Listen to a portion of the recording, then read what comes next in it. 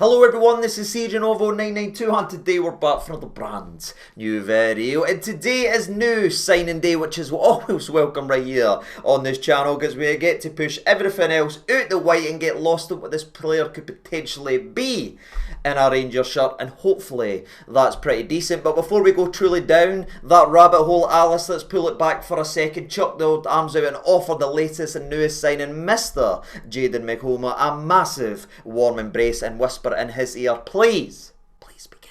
But as we do get set to go on another footballing journey together, if you don't mind hitting that like button, that'd be greatly appreciated at any point in today's video if you feel the content is worth it. And hell, if you do like it around here, and if you haven't done so already, like still over 52%, sorry, of our regular viewers that's not subscribed to the channel, if you don't mind hitting that subscription button, that'd be greatly appreciated as we trying to reach 70k. Absolutely terrifying, but the support has been absolutely unbelievable, so let's keep going then and keep diving into that ridiculous milestone. But getting into the video, as I imagine you are screaming at me, yes, get on with the video. I want to know what we've just brought in to the football club. Well, let's go and do that, and we'll start off as always with the player profile. Jayden is a left back, so right away we're all absolutely delighted, but he is also just 19, and that will bring some familiar frustrations we have regarding the dressing room and regarding the age of our squad and what people perceive the need or feel the need in that team to push us going forward. We will break all that down later on, but just the fact that he is a left-sided defender, troops that can play left wing back and left back, is a massive boost to this football club, because you didn't need me to sit here tell you we need to go ahead and sign one. You know what I mean? For the majority of the season so far, we have played right backs out of position playing at left back. In fact, it's not just been the same right back we've chucked out there as well. We've actually played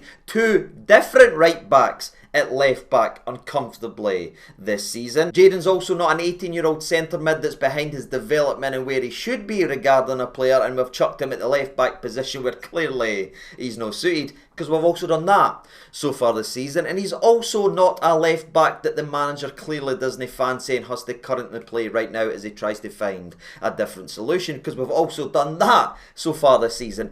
It's August. What on earth is going on? But all joking and all that to one side, let's really go in and narrow in on the player and see again what we've brought into the football club. Right, he is a left back, he is a left wing back, and he does stand around about 5'8"-ish, troops. But when the football is going well for him and when this kid is at it despite his limited game time, he is praised for his ball carrying, how comfortable, how calm, how good he is on the football, his link up play, whether it's cutting inside and banging it to the midfielder and then playing there and then we want to then get his chalk back on the bits and being able to dribble with the football enough to create the opportunity to chuck a ball into the mixer. Mostly everything I've been able to find in terms of what he's praised for is on the attacking aspect of the game. So I dare I say he's maybe the modern day fullback, and it's certainly what's required from fullbacks. It's to go forward and be a bit of a nuisance, which again is positive. But I know we're all Rangers fans. We know what we're like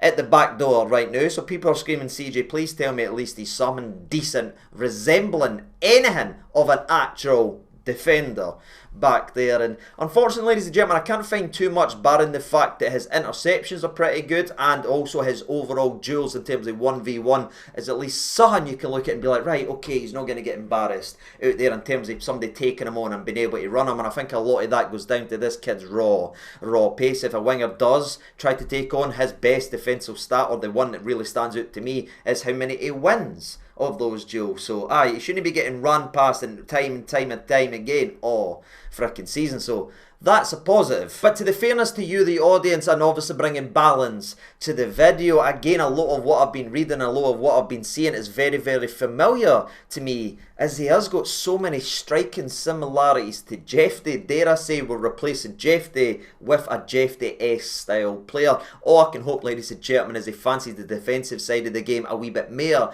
than Jeffy did and has a hell of a lot less lapses in concentration, because we can't keep going through that. Like, surely we're due a bit of luck and we'll just get someone that fancies it a wee bit defensively back there. Like, we've got to eventually get that slice of luck. But again, to finish up his overall player profile, very, very quick, very, very comfortable on the football, and he can make his own chances as well. He's not going to be a player that's just going to jockey, pass off and wait for somebody else. He does relish that 1v1. Again, he's got that bit of wingerism in him where he does want to take on the fullback, and something I don't think we've really mentioned so far in today's video is one other plus point he certainly has in his locker is that left foot, and it is dropping those long balls, dare I say pitching wedge-esque, and it's very similar to what you've seen in the likes of Connor Goldsonday from obviously the right centre-back spot, dropping it on the money, and we've probably not had from a left-back being able to switch the play and drop a ball on a dime and go for that long range pass than maybe when Barisic was really at it and was able to drop balls in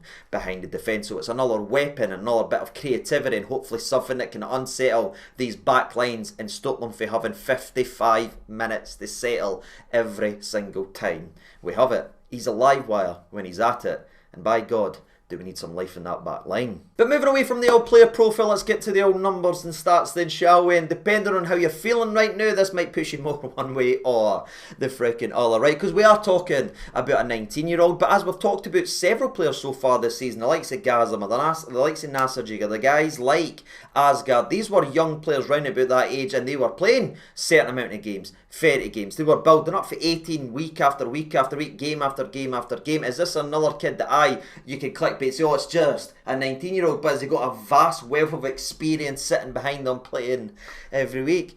No.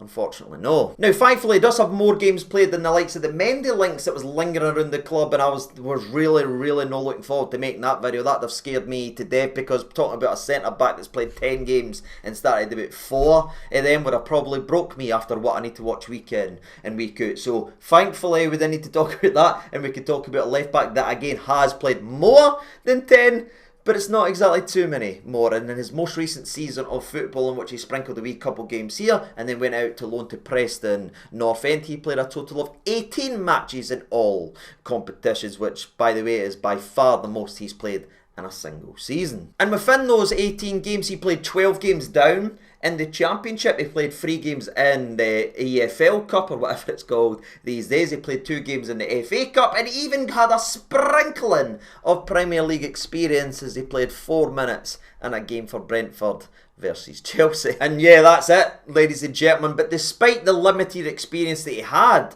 last season, there is a hell of a lot of talking points, especially from a Rangers perspective, right? Because you talk about where he played the majority of his game last season. It wasn't for Brentford, who snapped him up and paid a lot of money for him, expecting really big things, and I imagine still expect big things. They just want him to get his career back on track and get the game time and kick on to be what they're hoping he will be, and that will be obviously during his time at Rangers. But it wasn't at Brentford he was sort of playing week in and week out. Again, it was down in the Championship, and it was for Preston. What really stands out to me, ladies and gentlemen, is he never played left back last year for them. He was playing left wing back in a back 3/back 5 formation, where again he was allowed to be the attacking threat. He was able to run the channel. He was able to be a creative player, where again he had a wee bit cover for his lack of defensive discipline and his lack of defensive attributes, if you want to actually say, by having a wee left centre back in there to go ahead to help him. So there you are, ladies and gentlemen, a kid,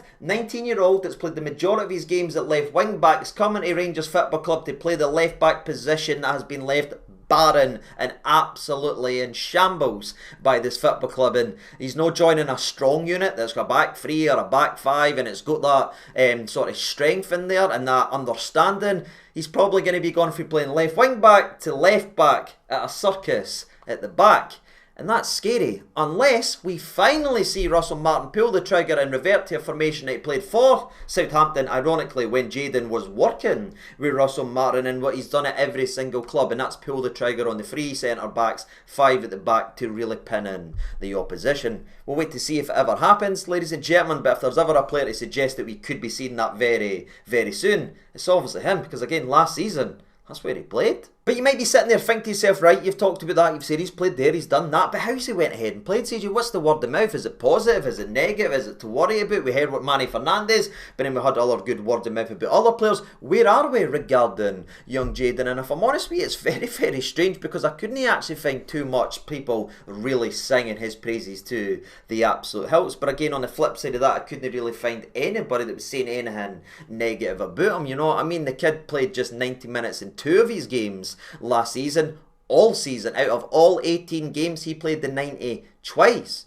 for them, and he was just sort of a player that was there, if I'm honest, and never really kicked on and really stamped his authority to say, yeah, there's a really good player. So for me, this must be one of these cases where Russell Martin's obviously got that connection, and that's what he's working on, bringing him in because he knows about him and what he can be, rather than what maybe he showed in terms of being unbelievable last season. And I'm sorry if I'm sounding maybe dismissive towards this, but I'm just sitting here telling you the truth. There's no point in me being like, yes, we have went ahead and got a world day. I think we've got a very talented prospect, but he's not really clicked into gear, and that wasn't really shown last year, in my personal opinion either. Well, he wasn't unbelievable, but he wasn't bad either. He was just sort of floating around the freaking middle. But a couple times so far in this video, and I imagine no matter what source you watch or wherever you read, you will hear and see Russell Martin's connection with Jayden, and Russell Martin's work with Jayden, Jayden's work with Russell Martin, so he's going to understand the Russell Martin system and the way he wants to play. And again, that must have played its part in terms of this signing, because again, it wasn't eye-watering what he'd done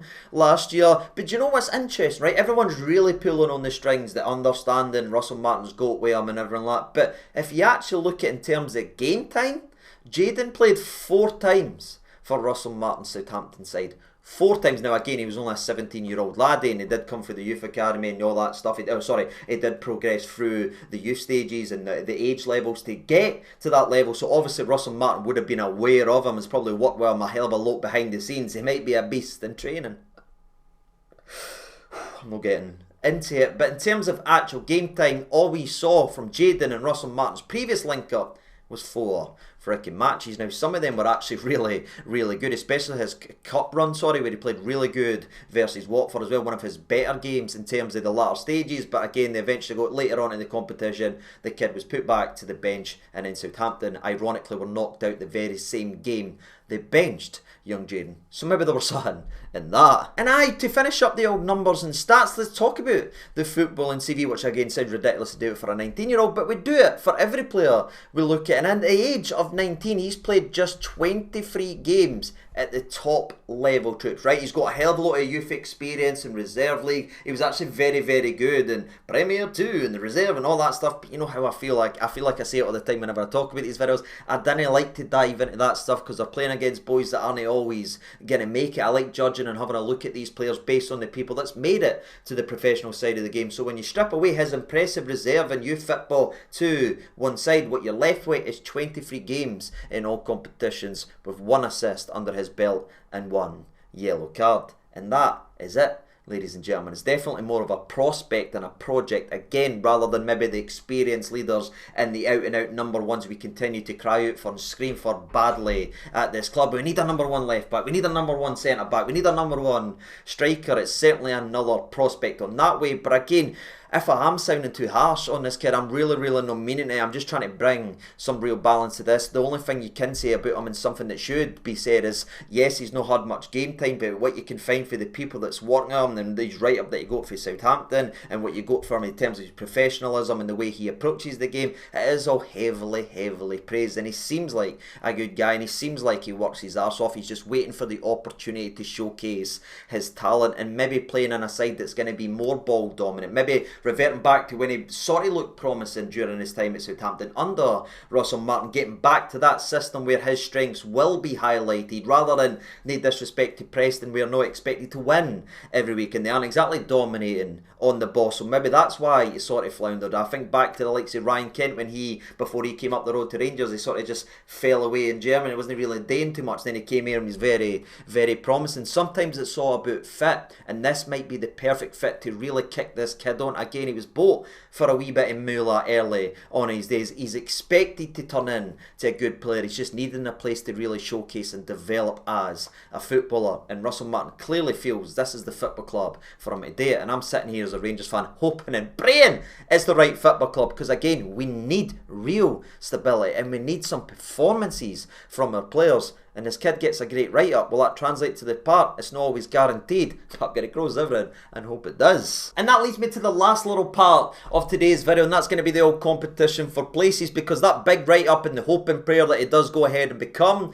a very good player is badly needed, because when you look at the competition for places, there's no one there. You know what I mean? I'm looking like Will Smith at the end of Fresh Prince of Bel-Air, and he's just standing there looking about and there's nothing else there. So this kid will need to really perform, and he'll need to take the bull by the horn. Now again, there's still a lot of time for the transfer window, and I'm hoping and praying, or expecting I should say, there will be another couple of additions in and around that department. But right now, when you have a go ahead and look at it, there's a real chance for him to go ahead and nail down and become the number one and become a player in there. And he's got to take off like that and take the opportunity and grab the bull by the horns. And I'm really hoping the kid goes ahead and does it, because it can be badly needed. But I'll be interested to see if it is at the left wing back role, or will he go back to the left back role. It'll be interesting to see how Russell Martin plays them and what system this could potentially open up for us, especially when you look at your centre halves with Mane, Nasser and even Southampton all comfortable and have played in the back 5/3 previously in their careers. Is that the time to pull the trigger now? Is that what we're trying to build towards? Even Max Aaron's had time